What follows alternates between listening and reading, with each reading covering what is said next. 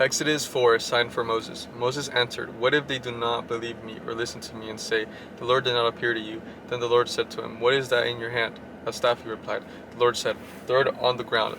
Moses threw it on the ground, and it became a snake, and he ran from it. Then the Lord said to him, "Reach out your hand and take it by the tail." So Moses reached out and took hold of the snake, and it turned back into a staff. "This," said the Lord, "is so that they may believe that the Lord, the God of their fathers, the God of Abraham, the God of Isaac, and the God of Jacob, has appeared." Then the Lord said, "Put your hand inside your cloak." So Moses put his hand inside his cloak, and when he took it out, the skin was leopardess. It had become as white as snow. "Now put it back into your cloak," he said. So Moses put his back into his cloak, and when he took it out, it was restored like the rest of his flesh. Then the Lord said, "If they do not believe you or pay attention to the first sign, then they may believe the second. But if they do not believe these two signs or listen to you, take some water from the Nile and pour it onto the dry ground. The water you take from the river will become blood on the ground." Moses said to the Lord, "Pardon your servant, Lord. I have never been eloquent, neither in the past nor since you have spoken to your servant. I am slow of speech and tongue." The Lord said to him, "Who gave human beings their mouths? Who makes them deaf or mute? Who gives them sight or makes them blind? Is it not I,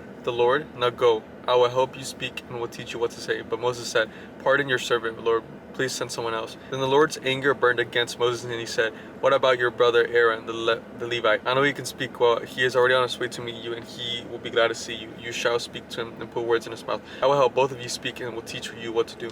He will speak to the people for you, and it will be as if he were your mouth and as you were God to him. But take his staff in your hand so you can perform the signs with it." Moses returns to Egypt. Then Moses went back to Jethro, his father-in-law, and said to him, "Let me return to my own people in Egypt to see if any of them are still alive." Jethro said, "Go, and I wish you well." Now the Lord had said to Moses in Midian, "Go back to Egypt, for all those who wanted to kill you are dead." So Moses took his wife and sons, put them on the donkey, and started back to Egypt. And he took the staff of God in his hand. The Lord said to Moses, "When you return to Egypt, see that you perform before Pharaoh and all the wonders I have given you the power to do. But I will harden his heart so that he will not let the people go. Then say to Pharaoh, 'This is what the Lord says: Israel is my firstborn son, and I told you, let my son go. He may worship me, but you refuse to let him go. So I will kill your firstborn son.'" At a lodging place on the way, the Lord met Moses and was about to kill him. But Zipporah took a flint knife, cut off her son's foreskin, touched Moses' feet with it. "Surely you are a bridegroom of blood to me," she said. So the Lord let him alone.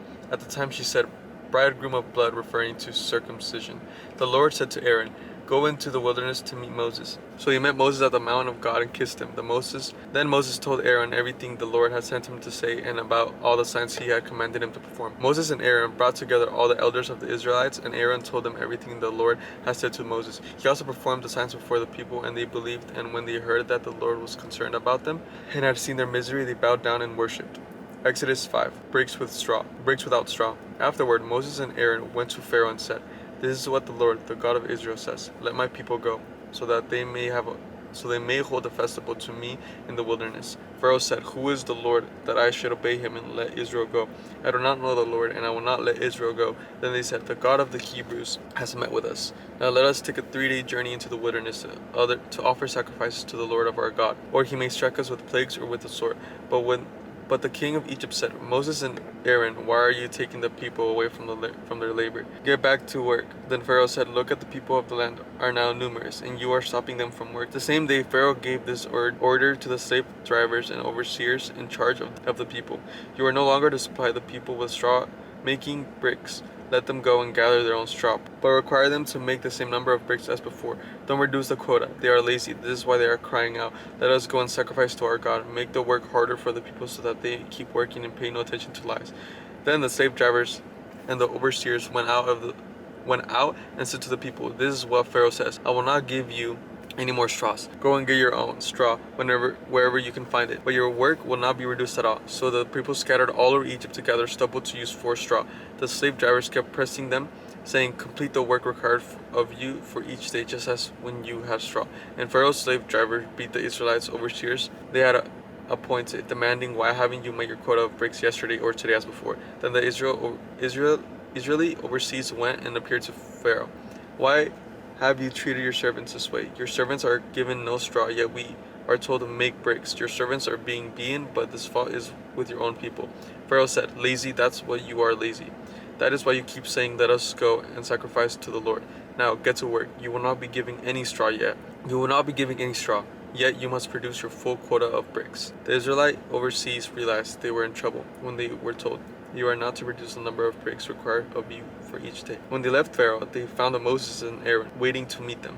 And they said, "May the Lord look on you and judge you. You have made us obnoxious to Pharaoh and his officials and have put a sword in their hands to kill us." God promises deliverance. Moses returned to the Lord and said, "Why, Lord? Why have you brought trouble on this people? Is this why you sent me? Ever since I went to Pharaoh to speak in your name, he has brought trouble on this people, and you have not rescued your people at all." Bye, boy.